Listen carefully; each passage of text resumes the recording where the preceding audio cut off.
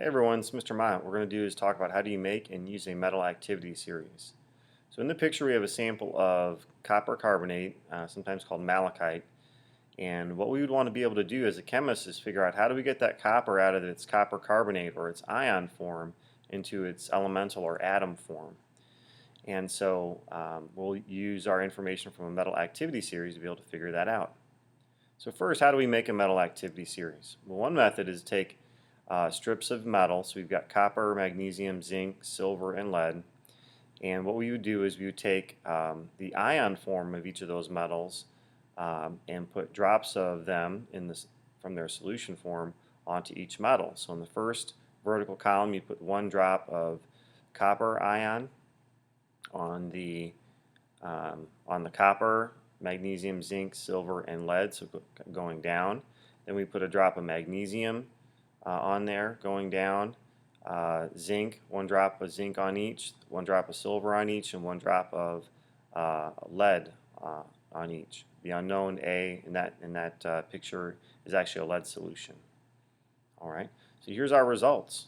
So as far as like did a reaction take place, which is what you would want to record, you would generally look for like a dark spot that forms. That's going to give you an indication that color change that reaction did happen.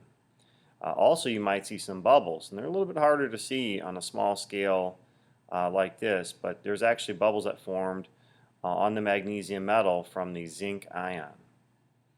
So once you have put all the solutions on there, you're going to record how many reactions took place on each metal. So we can see one reaction happened for zinc, 4 for magnesium, 3 for zinc, 0 for silver, and 2 for lead. The second one for lead is the first drop and the fourth drop. The first drop is a little bit harder to see, but once you rinse off your solutions, you'll see a dark spot on the metal. So once we have all of our the number of reactions that take place, we organize it into a metal activity series, going from most reactive to least reactive. So again, magnesium had 4 reactions, so we put that at the top, and silver had 0, so we put that at the bottom.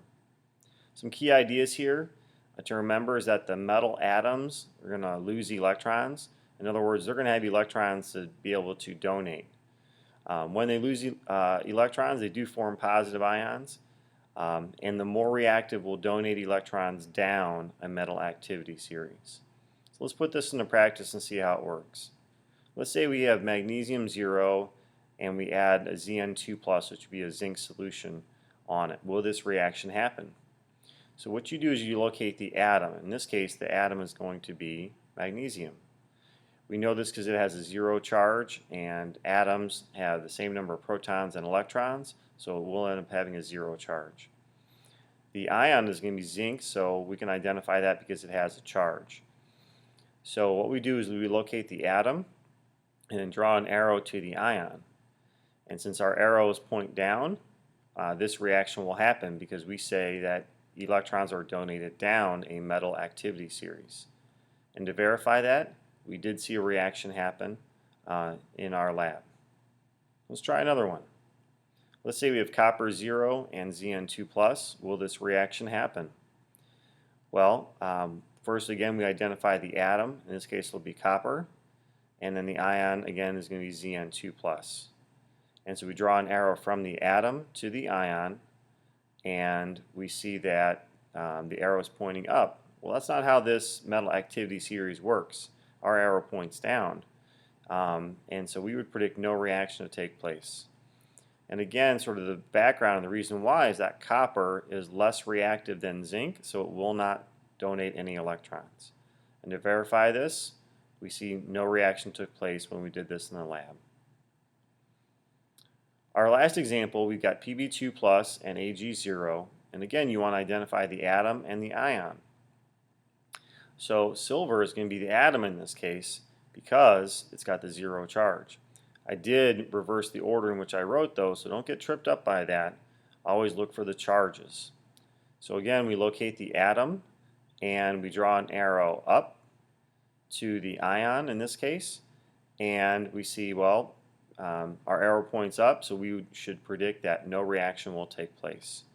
Again, because silver is less reactive than lead, this reaction will not take place. Silver will not donate electrons to the lead.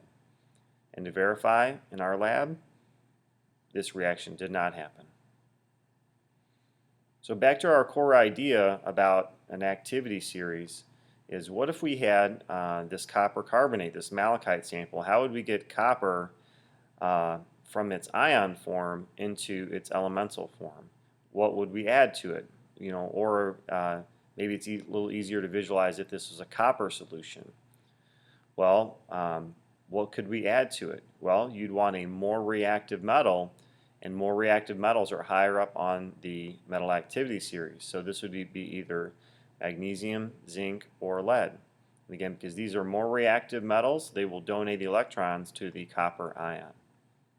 Hopefully that's helped understand how to make a metal activity series and also how to use a metal activity series. Thanks for watching.